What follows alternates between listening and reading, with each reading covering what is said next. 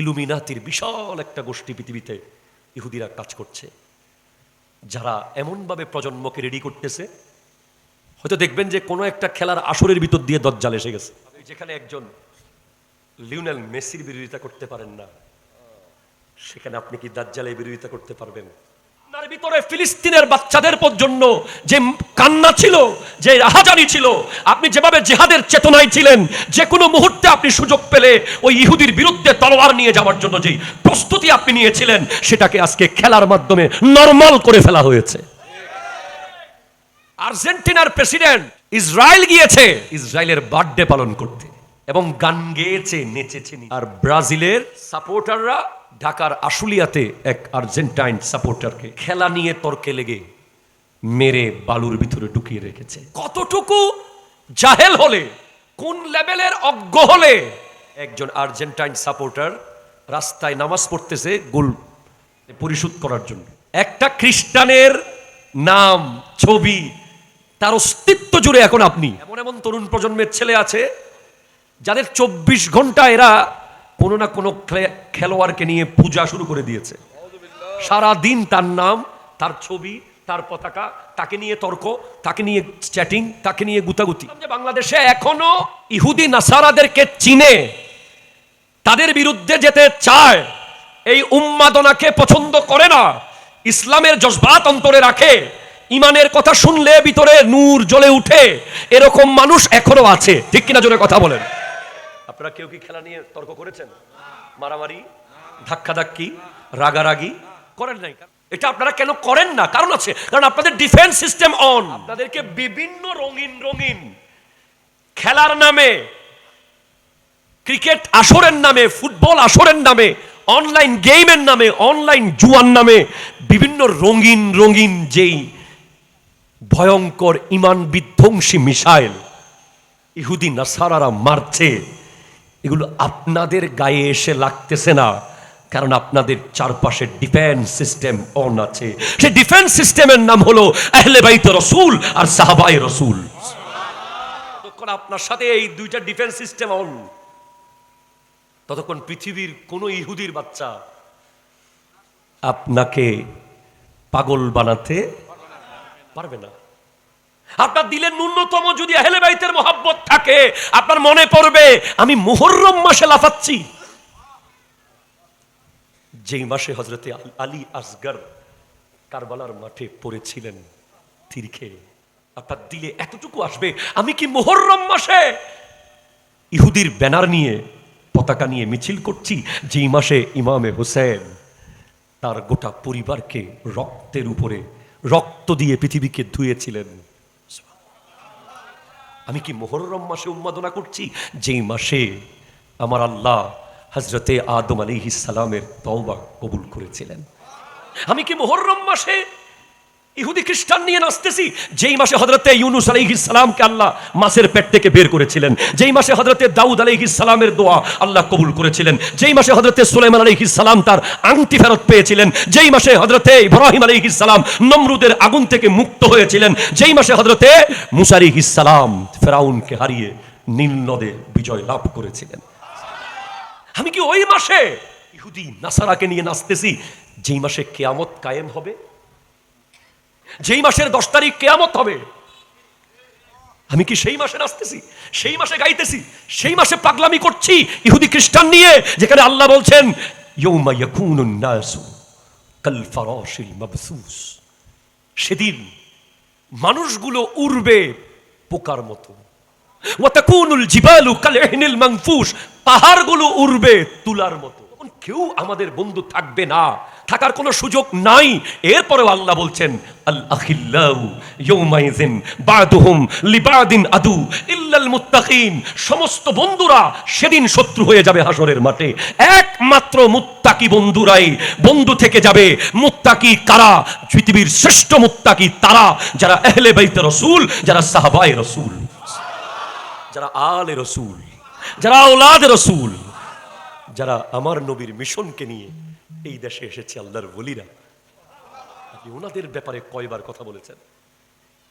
আপনার মসজিদের মুয়াজ্জিনের কি মধুর আযান, কোনদিন আপনাকে একটু মসজিদে নিতে পারে নাই, কোনোদিন আপনার একটু দয়াও লাগে নাই যে এত সুন্দর করে ডাকছে, একটু যাই আজকে।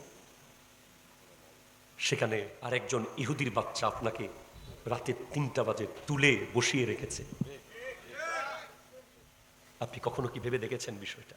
আপনি খালি মুখে, দাঁত না মেজে, প্রস্রাব পায়খানা না করে আপনি উঠে স্ক্রিনের সামনে রাস্তার মোড়ে দাঁড়িয়ে আছেন। কার জন্য? কিসের আশায়? কি আছে ওখানে?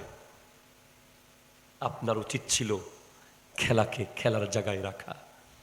আপনাকে আমি খোদার কসম, আমি ভাইরাল হওয়ার জন্য এই কথাগুলো বলছি না। আমাকে আল্লাহ এত পরিচিত করিয়েছে, আমার আর দরকার নাই। আলহামদুলিল্লাহ, শুকর। আমি আপনাকে জানাতে চাচ্ছি, আপনার ভিতরে ফিলিস্তিনের বাচ্চাদের জন্য যে কান্না ছিল, যে রাহাজানি ছিল, আপনি যেভাবে জিহাদের চেতনায় ছিলেন, যে কোনো মুহূর্তে আপনি সুযোগ পেলে ওই ইহুদির বিরুদ্ধে তলোয়ার নিয়ে যাওয়ার জন্য যে প্রস্তুতি আপনি নিয়েছিলেন, সেটাকে আজকে খেলার মাধ্যমে নরমাল করে ফেলা হয়েছে। আপনি যেখানে একজন লিওনেল মেসির বিরোধিতা করতে পারেন না, সেখানে আপনি কি দাজ্জালের বিরোধিতা করতে পারবেন? কালকে আমি একটা জরিপে দেখলাম, লিওনেল মেসির ফেসবুকে 119 মিলিয়ন ফলোয়ার্স,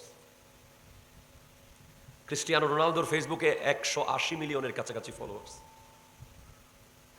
চিন্তা করেন, গোটা পৃথিবীর লক্ষ লক্ষ কোটি কোটি যুবক, সে যেই প্যান্ট পরে সাথে সাথে সেটা কিনে, সে যেই গেঞ্জি পরে সাথে সাথে সেটা কিনে, সে হাতে ট্যাটু এঁকেছে সাথে সাথে তারাও আঁকছে। এইভাবে করে এমনভাবে দাজ্জালকে রিসিভ করার প্রস্তুতি নিচ্ছে ইহুদিরা। গত বছর কাতারে হয়েছে, 4 বছর আগে অন্তত কোরআনের আয়াত দিয়ে শুরু হয়েছে। কিন্তু এই বছর ইলুমিনাতির সাইন, এইভাবে একটা চিহ্ন আছে, যেটা হচ্ছে দাজ্জালের পূজারী, শয়তানের পূজারী। এই ইলুমিনাতির বিশাল একটা গোষ্ঠী পৃথিবীতে ইহুদিরা কাজ করছে, যারা এমনভাবে প্রজন্মকে রেডি করতেছে, হয়তো দেখবেন যে কোনো একটা খেলার আসরের ভিতর দিয়ে দাজ্জাল এসে গেছে। আপনি দেখবেন সে যা বলে আপনি তা শুনতেছেন। যদি এখন থেকে বিরোধিতা করতে না পারেন, হ্যাঁ আমার কথা হলো, আমি আপনাকে খেলা দেখতে মানা করি নাই, দেখেন খেলা। আপনি যেভাবে আপনি রাস্তার মোড়ে টার্বে দেখেন, ওখানে ছেলেরা খেলতেছে, কোনো একজন রিক্সা করে যাচ্ছে, 2 মিনিট দাঁড়িয়ে দেখে চলে গেছে। কেউ একজন বাইক নিয়ে যাচ্ছে, দাঁড়িয়েছে, 2 মিনিট ছেলেদের খেলা দেখে বাস চলে গেছে, শেষ।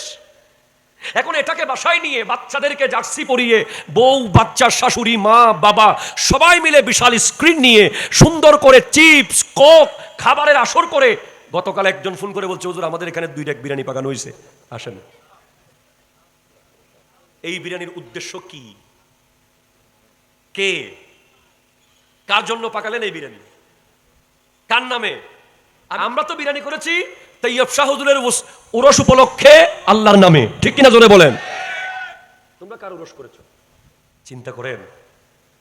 এগুলো এখন আবার আমাদের দেশে এমন স্কলারও আছে, উনি আবার স্রোতের যেদিকে বৃষ্টি ওদিকে ছাতা, স্রোতের বিপরীতে যাওয়ার সাহস নাই। আমরা পারি। আমি যেদিন প্রথম ফুটবলের নেগেটিভ সাইড নিয়ে কথা বলেছি, আমার পেজ থেকে 2000 ফলোয়ার চলে গেছে।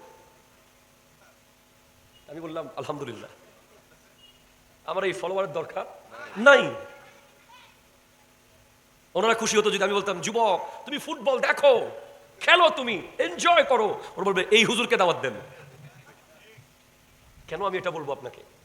আমি তো দেখতেছি এটা খেলার ভিতরে নাই। এখানে আমেরিকার বিশাল প্ল্যান চলতেছে। ইরানকে যেই পরিমাণ অত্যাচার আমেরিকা করেছে, ইরান শিয়া, ওখানে আকীদাগত দ্বন্দ্ব আছে, থাকবে, কিন্তু জালেম আর মজলুম, যখন জালেম আর মজলুমের বিষয় আসবে, তখন চায়না হলেও তার পক্ষে আমরা যাব, যদি সে মজলুমের পক্ষে দাঁড়ায়, ঠিক কিনা জোরে কথা বলে।